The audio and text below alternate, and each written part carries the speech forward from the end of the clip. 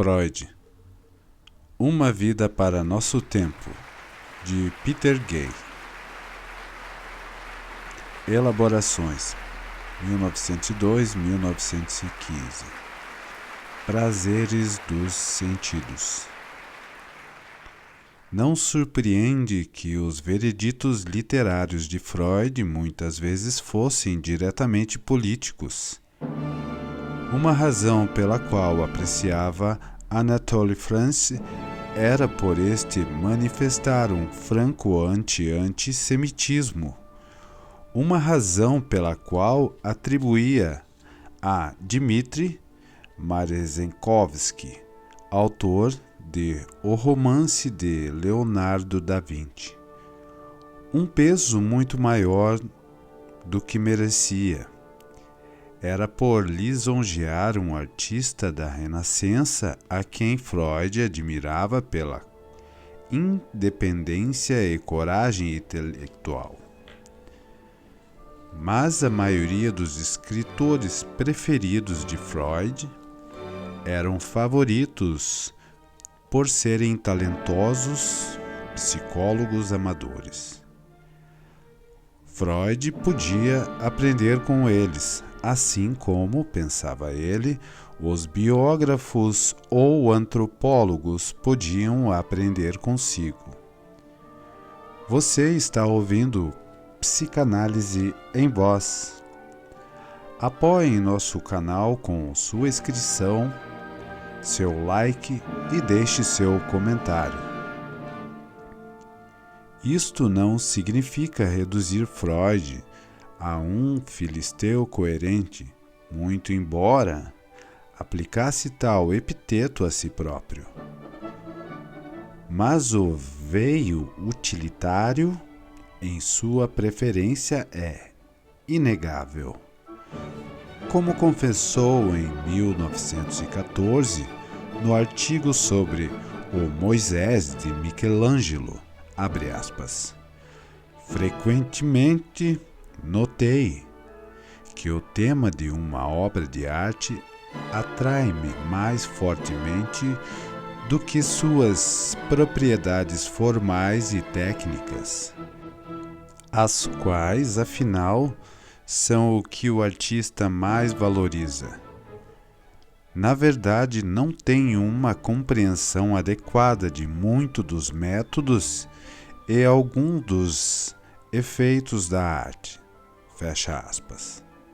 Freud reconhecia a distinção entre o prazer puramente formal e estético e o prazer que pode ser proporcionado pelo tema da arte ou da literatura. Mas aí se detinha, em parte por considerar que os caminhos dos artistas ultrapassavam a compreensão. Abre aspas. O sentido pouco conta entre essas pessoas.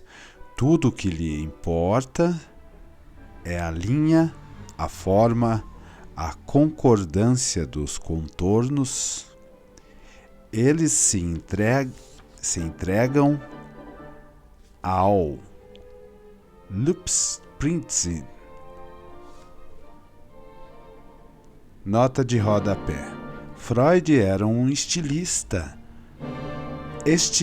notável e crítico, impiedoso de suas próprias produções.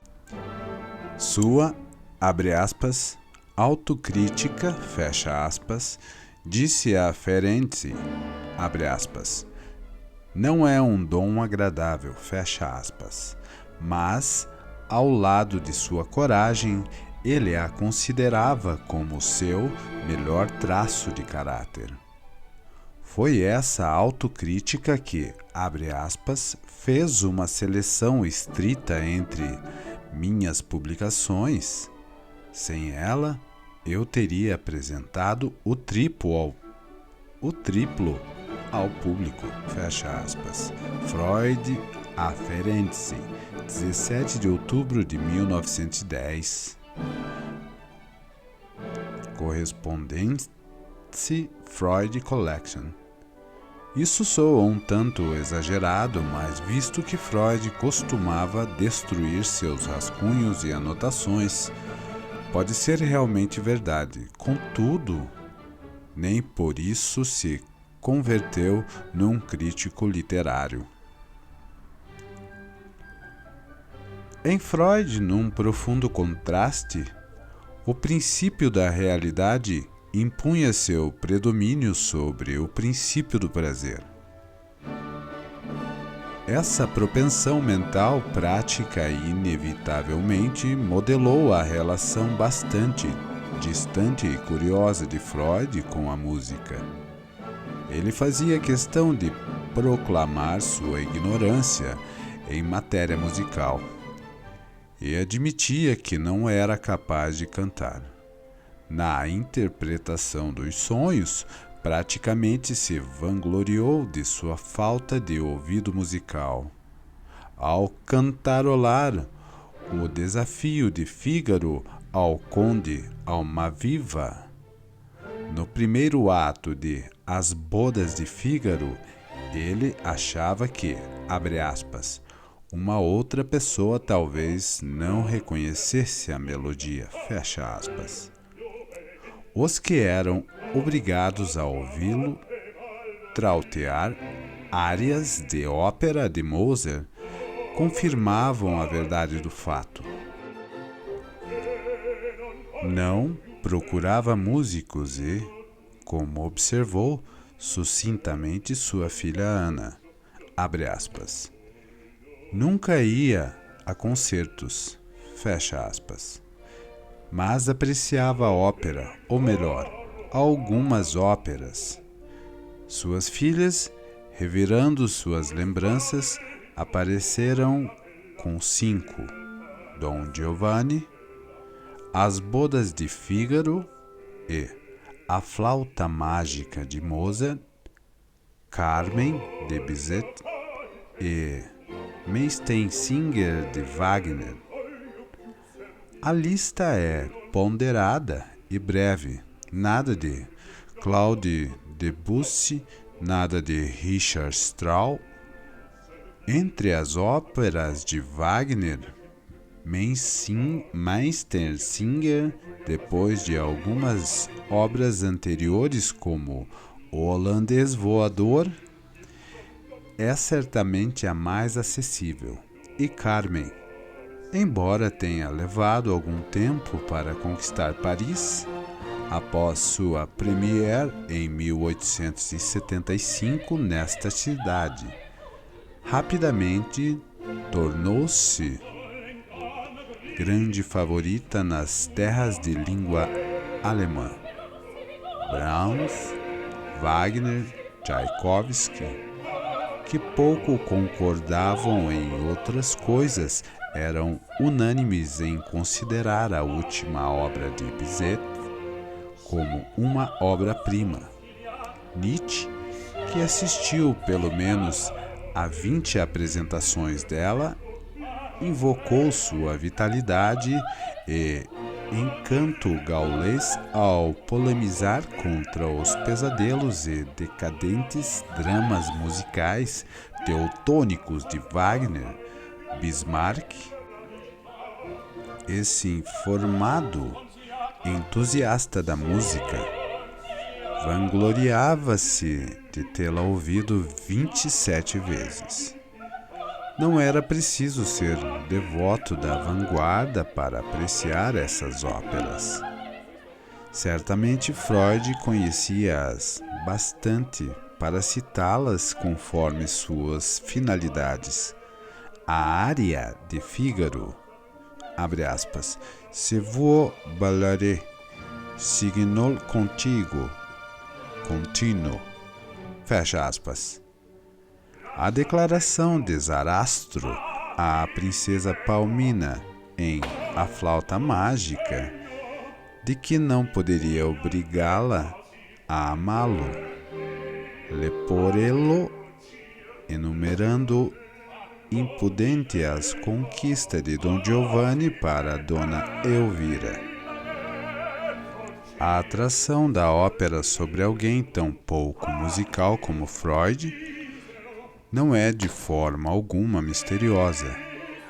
A ópera, afinal, é música com palavras, canção unida à ação dramática. Como a maior parte das leituras de Freud, ela podia lhe proporcionar o agradável impacto do reconhecimento.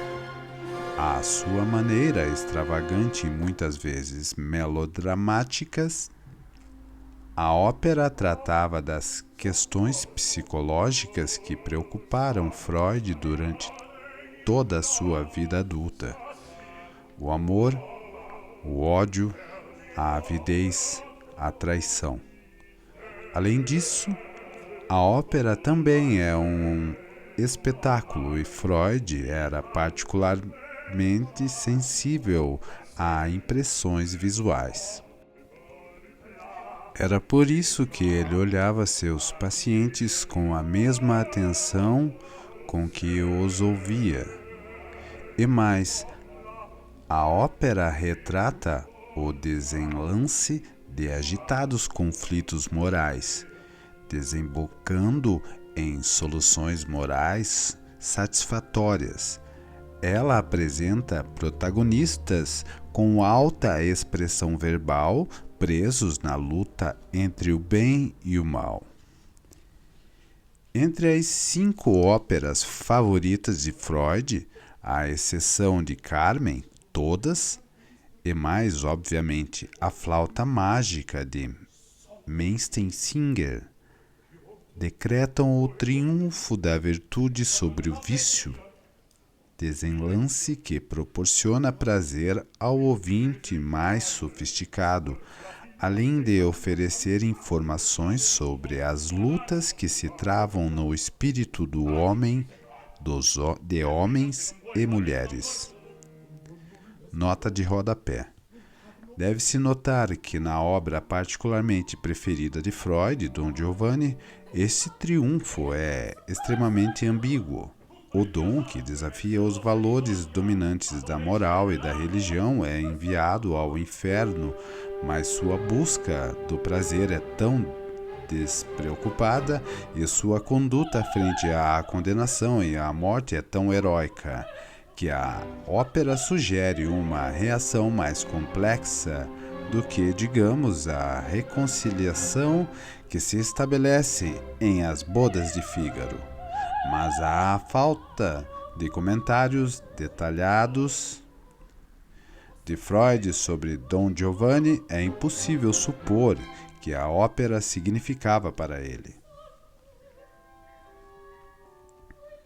A ópera e, nesse sentido, o teatro eram diversões raras na vida de Freud. Em contrapartida, um de seus prazeres regulares e recorrentes era a comida. Freud não era gastrônomo nem guloso. Sabemos que tinha pouca tolerância em relação a vinho, mas apreciava as refeições o suficiente para consumi-la numa silenciosa concentração. Durante os meses em Viena, a refeição principal, Mittagessen, servida com tanta presteza a 1 hora, consistia de sopa, carne, vegetais e sobremesa. Abre aspas. O costumeiro almoço de 3 pratos, variado nas estações próprias, quando, na primavera, tínhamos mais um prato à base de aspargos. Fecha aspas. Freud gostava particularmente de alcachofras italiana, carne cozida e carne assada com cebolas, mas não gostava de couve-flor e frango. Apreciava um sólido e substancial passadio Bourgelige, sem sequer um toque de refinada cozinha francesa. Pelo contrário, qualquer discriminação que tivesse seu paladar, Freud reservava para os charutos. tinha um vício fatal por eles. No início dos anos 1890, quando Fliers, afinal um especialista em otorrinolaringologia, proibiu-os para acabar com os catarros nasais de Freud. Este ficou desesperado e implorava pateticamente por auxílio. Ele começara a fumar aos 24 anos, de início cigarros e logo a seguir apenas charutos. Afirmava que esse, abre aspas, hábito ou vício, fecha aspas, como dizia, reforçava muito sua capacidade de trabalho e suas condições de manter o autocontrole. Significativamente, seu modelo havia sido o pai, abre aspas, um grande fumante, fecha aspas, que, abre aspas, continuou a sê-lo até seu 81º ano, fecha aspas. O Freud, fumante de charutos, evidentemente nesses dias estava em companhia numerosa. Para as reuniões semanais em sua casa, a empregada distribuía cinzeiros pela mesa, um para cada convidado. Numa noite avançada de quarta-feira, após uma dessas reuniões, Martin Freud deu uma olhada, ou melhor, uma tragada, na atmosfera. O aposento, abre aspas, ainda estava carregado de fumaça e pareceu-me um prodígio que seres humanos tivessem conseguido ali sobreviver e quanto mais falar, durante horas sem se asfixiarem, fecha aspas. Quando seu sobrinho Harry completou 17 anos, Freud ofereceu-lhe um cigarro. Quando Harry recusou, o tio lhe disse, abre aspas, meu rapaz, fumar é um dos maiores e mais baratos prazeres da vida. E se você decidiu de antemão que não vai fumar, só posso lamentar por você, fecha aspas. Era uma gratificação sexual que Freud não poderia se negar, e pela qual viria a pagar um preço extorsivo em dor e sofrimento.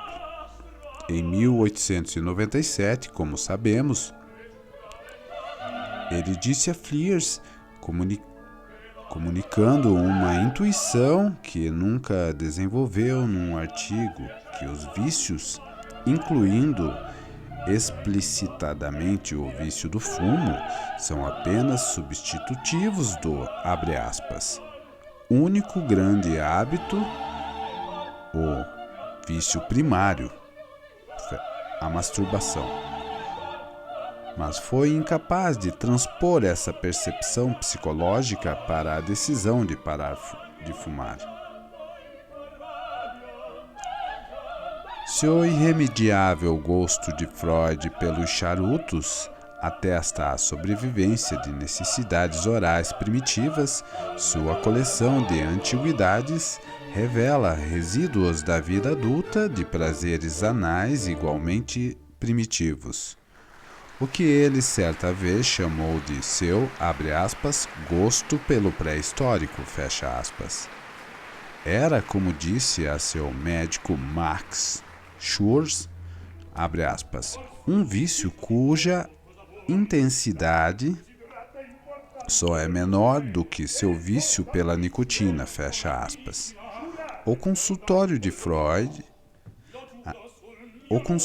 onde Freud atendia a seus analisandos e o gabinete anexo aos poucos se abarrotaram até transbordar em tapetes orientais, fotografias de amigos, placas. As estantes envidraçadas estavam repletas de livros e cobertas de objetos. As paredes eram forradas de instantâneos e daguerreotipo. O famoso divã constituía por si só um espetáculo amontoado de almofadas. como um tapete aos pés para uso dos pacientes caso sentisse frio e coberto por um tapete persa, um shiraz. Mas as presenças mais insistentes nos aposentos de trabalho de Freud eram as esculturas espalhadas por todas as superfícies disponíveis. Ficavam em fileira cerrada nas prateleiras, entupiam armários e tampos de mesa e invadiam a ordenada escrivaninha de Freud, onde ficava sob seu extremoso olhar quando escrevia cartas e redigia artigos. Era essa floresta de esculturas que seus visitantes e pacientes lembravam com maior nitidez. Hans Sachs, membro do círculo íntimo de Freud, observou que, embora a coleção de Freud estivesse, abre aspas, ainda em seus estágios iniciais, fecha aspas, quando em 1909 visitou o Bergasse 19 pela primeira vez. Abre aspas, alguns dos objetos atraíram imediatamente o olhar do visitante. Fecha aspas.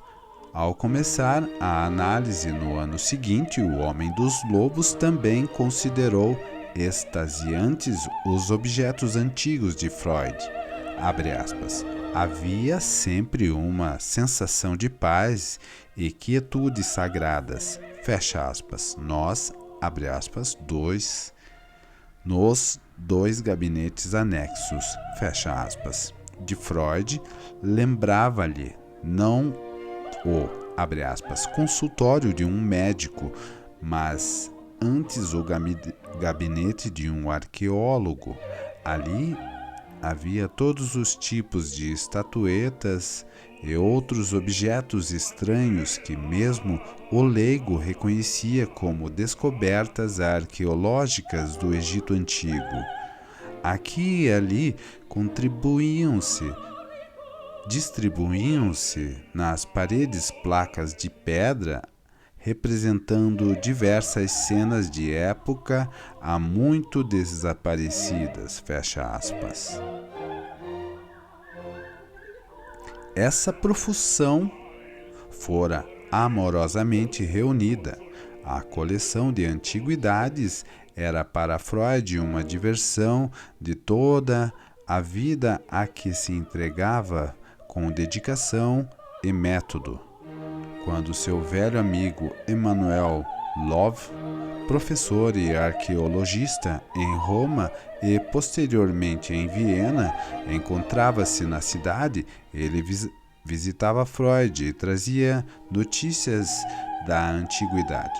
Freud, por seu lado, quando tinha tempo, lia avidamente sobre esse mundo e seguia os trabalhos de escavação com a excitação de um aficionado bem informado.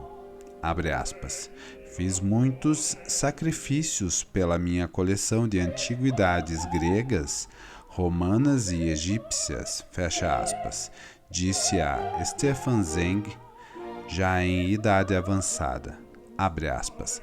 Realmente li mais sobre arqueologia do que psicologia, fecha aspas. É um exagero de brincadeira, sem dúvida. O centro de sua curiosidade sistemática sempre foi a vida da mente, e as biografias que acompanham seus textos demonstram o domínio que possuía sobre a literatura técnica. Mas apreciava imensamente suas estatuetas e fragmentos. As primeiras compras a que mal podia se permitir e, mais tarde, os presentes trazidos a Bergasse 19 por amigos e seguidores. Em anos posteriores, quando percorria com os olhos seu consultório, sentado na confortável poltrona estofada atrás do divã, ele podia ver um grande quadro de um templo egípcio em Abu Simbel. Simbel, uma pequena reprodução da pintura de Ígris sobre Édipo e a Esfinge,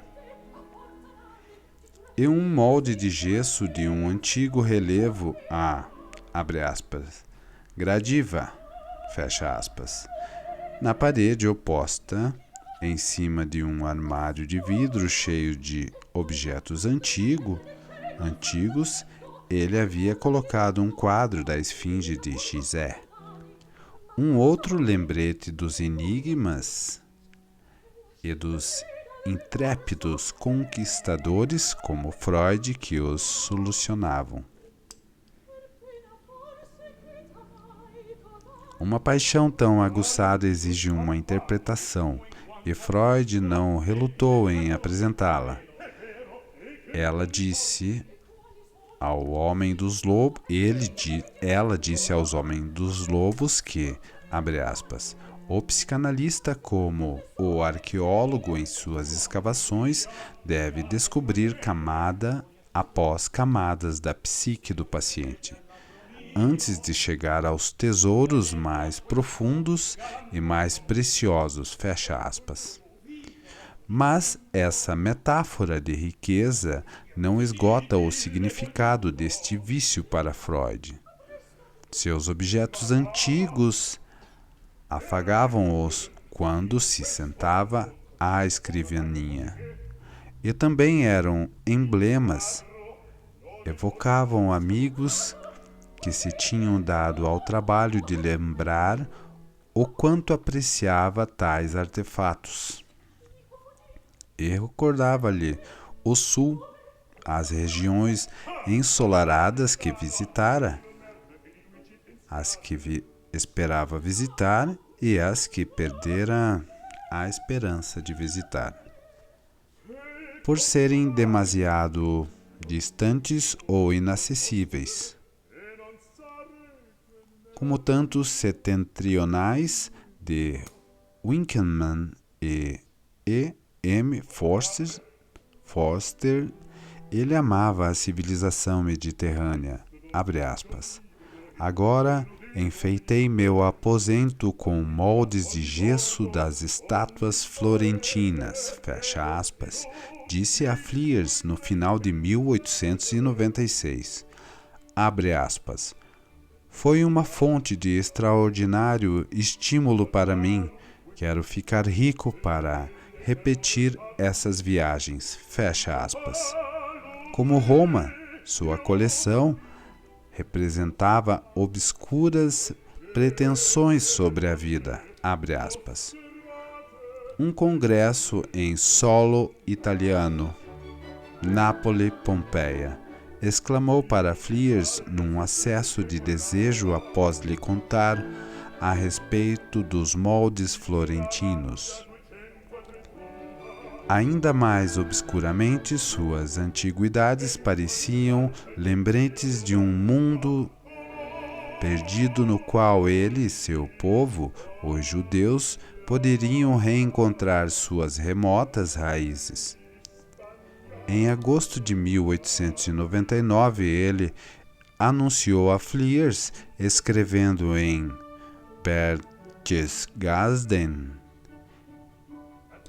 que no próximo dia de chuva iria, abre aspas, seguir para sua, abre aspas, amada Saarburg, fecha aspas, onde recentemente havia, abre aspas, exumado algumas antiguidades egípcias, as coisas, fecha aspas, observou ele, abre aspas, melhoraram meu humor e falam de épocas e terras distantes, fecha aspas. Quando completava suas prezadas poses, sentia, como disse a Ferenczi, muitos anos depois, abre aspas, estranhos anelos secretos, fecha aspas, brotando em si, abre aspas, talvez em minha herança ancestral pelo Oriente, pelo Mediterrâneo e por uma vida de tipo completamente diferente. Desejos do final da infância destinados a nunca serem realizados ou adaptados à realidade. Fecha aspas. Não é por acaso que o homem cuja história de vida proporcionou o maior prazer a Freud e a quem provavelmente invejou mais do que qualquer outro tenha sido Heinrich Schliemann, o famoso escavador e descobridor das misteriosas e míticas antiguidades de Troia. Freud considerava a carreira de Schliemann tão extraordinária porque, ao descobrir o, abre aspas, tesouro de Príamo, fecha aspas, ele havia encontrado a verdadeira felicidade, abre aspas. A felicidade existe apenas como realização de um desejo infantil, fecha aspas. Era exatamente o tipo